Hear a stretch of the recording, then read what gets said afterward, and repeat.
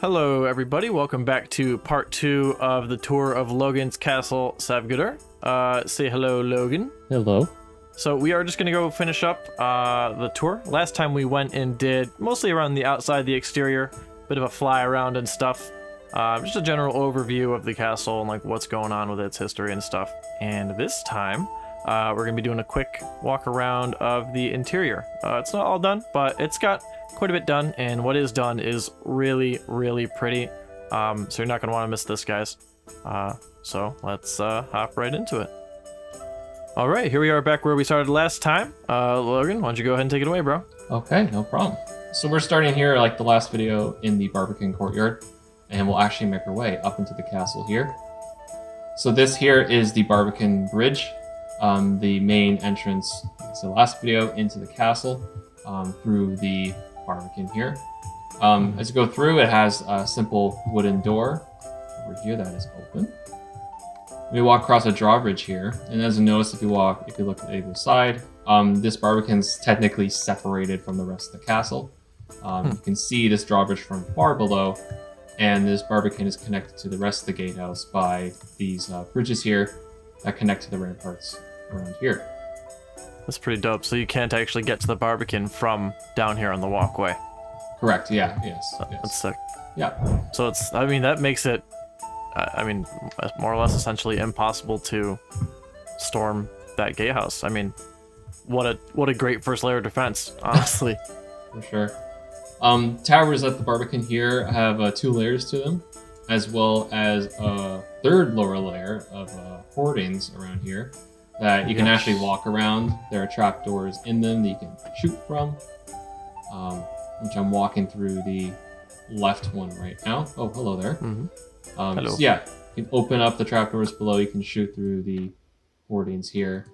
Just those little details I enjoy making. And there's a lot of these features show up throughout the castle too. There's lots of arrow slits that are just fun to shoot from, essentially. So yeah, and we'll walk into the actual castle itself. We have 2 portcullises and some murder holes from above to ensnare and contain, and if people invade, contain enemies or such. Again, a lot of unfinished sections, but we'll get onto that at some point. Yeah, you can see the finished bits here and there that kind of help you visualize everything. For sure. Of course, as I said in the last video, the blue and the yellow concrete colors are mainly planning colors. Right. Which we see a lot of in this space here, which is an open space between both gatehouses connected by a wooden bridge. I believe it should be called a murder pit. I'm just going to call it a pit for now. There will be water at the bottom. Hoop pit, mosh pit, mosh pit, call it whichever you like. Doesn't matter. But yeah, it's surrounded by buildings on all sides. You have the keep on the south end over here, towering over the space here. Yeah, the rest of the castle complex, like right up in this pit here. It's just so daunting, man. Yeah, it definitely... Imagine, I mean, if you make it through all of this stuff at the start, and then you finally get through here thinking you're home free, and then you're just on like 40 feet of completely unprotected over a death pit, man. That's yeah, it's pretty gnarly. Yeah. So then we go through the smaller second gatehouse. It will still have a few portcullises which aren't installed or built yet, but you get the overall shape from what I built here. So we'll go around this side first, do a little quick walkthrough around here. So this is this castle gatehouse is actually going to be defunct. It's not going to be used because it's so old. So it's just essentially a walkway up through the causeway to the keep. I believe we walked around this area, or flew around this area actually, in the last video. So this is just an inclined causeway that wraps around the base of the keep, and eventually leads to the keep gatehouse, which you'll see around. And this is the way to get into the main part of the keep, is you actually take that right back there and yeah, correct. This way. The inside's mainly planned out, but the idea is that you can tell it's like everything's a bit more compact than everything else. Trying to make it as difficult as possible to get in, essentially. Yeah, and then you see the guts of the corner towers here, and there's the more finished one down at the other end. The guts as opposed to the bones, as we mentioned before. Basically, yeah. And then what you'll see actually when you walk on the other side of the causeway is open pits on the side, Yes. which then lead through. It's like some drainage area, a little dam here that leads to the rubble docks below. Gorgeous detailing. It'll get finished eventually. Mm-hmm. So now making our way back down the causeway to the main part of the castle through the old gatehouse. This is the kitchen storage wing and tradespeople areas, as I mentioned in the last video. And there's the kitchen tower in the corner. It's Joe's favorite, Spy's favorite, Yes. with your ornate detailing. And then the building you just walked into is the kitchen, the main kitchen area. So there's a massive cooking fireplace here, as well as one in the tower here, mainly just planned out for now. But it's a very robust space.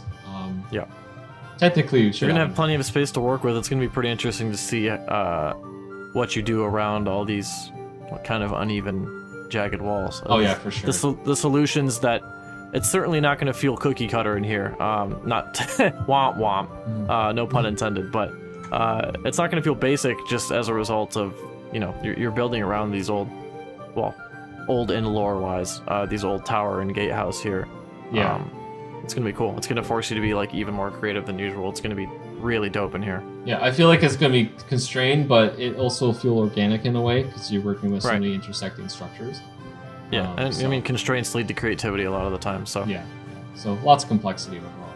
Yeah. As we walk over here, there's the side of the Great Hall here. There is also more storerooms below that area. Just again generally blocked out for now. And this building on the left here, this jut out, aim is for some sort of storage area. Has a crane blocked out up there. Just a rough idea. And then there's some space below here. I might work as like an entranceway of sorts, or just a area for a tradesperson or for guards or such. Nothing planned out just yet. Yeah. And then through here is probably at least the more finished area of the castle, which is the inner courtyard. So there's a lot of special places that circulate around the central open area here. But that south-facing wall over there is probably the most finished facade in this place so far. That's gorgeous. Contrasting colors, and then the aviary on top there. Wow. Yeah. Yeah, I never get tired of the reveal around this corner. Every time, it's just like a breath of fresh air. Yeah. It definitely feels condensed, but I feel like the warm, inviting colors and the plants make it feel more open and less less claustrophobic in a way. One of my favorite things about the fact that this project's been going on for so long is the fact that you have a lot of old style blocks making up some of like the foundational work, but then you find ways to pepper in new stuff, like the lightning rod and the lodestone, so on and so forth. We got some of these water lilies up here, which is just so sick, dude, and it works so well. It just Yeah, for sure. Down here for sure, especially the lecterns used as some sort of structure for the stone wall there. It's gorgeous. Yeah. Okay. And then here we get into probably one of the most beautiful parts, which is the garden space that borders the guards barracks. That's next to the main gatehouse complex. Yeah. Yeah. So there's lots of variety of plants. I'm using the custom crops in our texture pack, like cabbages and leeks, which is very nice to work with. That's some variation. Little square cabbages. Little square cabbages, yes. Then we have a whole gazebo, mini gazebo here, using flags, kind of acting as drapes in a way. So serene. Yeah. Actually, I have to fill out that book in there with some details or something. So people who want to look for secrets can actually be rewarded for the exploration. And down here we have a little watering area next to the gazebo that goes down into below the barracks area. So this is just an example of how I overall plan out a space. This is much cleaner than other spaces here. Essentially just like a potting and plant storage area. There would be a ground well just located over there. And then more access to the areas below the castle in the depths. You can get a feel of how robust this place is, also holding up so much stone above it, for instance. It definitely feels chunky in here. Yeah, that's the feel for sure. That's good. So we'll work over in here, which mind your space coming in here. This is the chapel, one of the more ornate spaces. And what are you looking over there? Oh, Nothing. Don't worry about okay, fair enough. But yeah, very ornate. More yellow finishes overall. Yeah. Lots of candles. There's some fancy work up in the near the roof area. There's some invisible item frames there.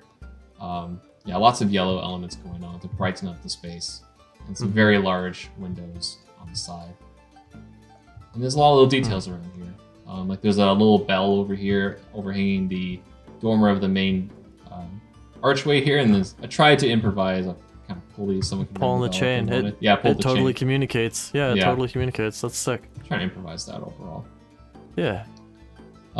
This little vestibule area past there, unfinished, but trying to work with different floor patterns and some varying styles into the castle. In this area I like it's a very minute detail, but I like this threshold right here. Oh yeah, with the trapdoors, yeah. It forces you as a viewer to have that, whoa, you know what I mean? Like when you walk in here and all the sight line just comes out at once. It makes the impact, I think, of all the color in the room itself Oh yeah, like, for sure. just even stronger. Yes, son, I'm here. Like it's awesome. It also makes the space feel a bit more secluded. It does. Yeah, a bit more Since peaceful. It's a very royal chapel, very secluded private space. For sure. Yeah, for certain. Yeah. There's some more layouts going on here. Just the overall idea, and then this is the chapel entrance hall. Going for a 2-story layout here, and trying to go for like some more traditional styling, using hay blocks up there. Some different that's sick. I white didn't blocks. even notice that because they just worked. Yeah, fair enough. That's so dope. I would have never thought to do that right there. Yeah, and there's a lot of decorated concrete or glazed concrete, I believe. Yeah. Glazed terracotta blocks working on here.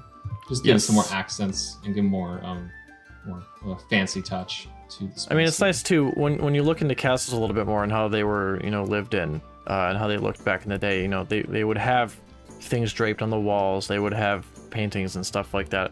I mean, I would imagine, especially in or near holy and or royal spaces, Yeah, for sure. where they're gonna have their visitors or sacred times. Yeah, They're gonna be like have nice paintings and murals and whatnot. It's gorgeous. exactly. Sure. Shall we have a look at the Great Hall? Yeah, sure. Let's go check it out. Lead the way, my lord. Oh, no problem. There's a third Oh, now staircase. that you put it that way. Oh yeah, sure. So yeah, this is probably the most finished interior in the castle. The most ornate. Again, it's a great hall. Emphasis the name great, essentially. So yeah, a lot of whites, a lot of reds. A lot of inspiration, I guess, Imperial German or Belgium or French styling overall. So Sure. very Yeah, tall Eastern. spires. Yeah. Middle Western European. Yeah, essentially giant chandeliers, which we're paying to make. Don't even get me started on that. There is- those are debug stick AF, dude. Yeah, so this area is flanked by 2 giant fireplaces. Well, again, one more bigger than the other. But yeah, work with the debug stick makes the upper part of this fireplace look really nice. And if you look far enough, you can actually see a hole into the ceiling, which would eventually funnel out of a chimney up above. Yeah. That's the idea. And then we have King Dog and Queen Dogetta, which is a joke from someone else on the server. It wasn't me, I swear. And then around this great hall, you can see many flags draped around, and there's 3 stories of walkways around this area. So a very vertical space. Yes. Basically, one open space, floor to ceiling, in the rafters, and to Just the to make tower it at the top. as grand as possible, and it is. Yeah. Certainly is. And then outside, there's 2 balconies. There's one at the rear of the Great Hall. Very compact because you're dealing with such a high building overall. And then there's one around Perfect for royal brooding. Oh yeah, for sure. Looking out on the rural neighborhood below. You can just about see Arzgaroth over there, and then of course, like you said, the neighborhood right adjacent. Yeah, Just that about was more see. recent. Just making something with some farmland areas. That's the goal. It's tight. Yeah. And over on this side, I think we saw it before. It's this in between the buttresses, there's balconies. You can walk up that face the south side of the castle complex. Yeah. It's pretty cool overall. Yeah, Yeah, so man, that's... I never get tired of this room, and it's sheer, like, I don't know. It just is exactly how it's supposed to be, and it makes me really happy. Like, everything is decorated perfectly. It feels perfectly warm in here. Thank you. I can't wait till this whole room is lined with flags. We're kind of getting there. We need more flags. You guys, we do need more flags, and if you guys think you have the skill to hop in and try your hand at a village plus on here, or if you just want to like brush up on your skills, shake off the rust, or build some new skills, feel free to come on. We got a plot world. We're on 1.20.1, and we'd love to see what you can do. We'd love to build with you.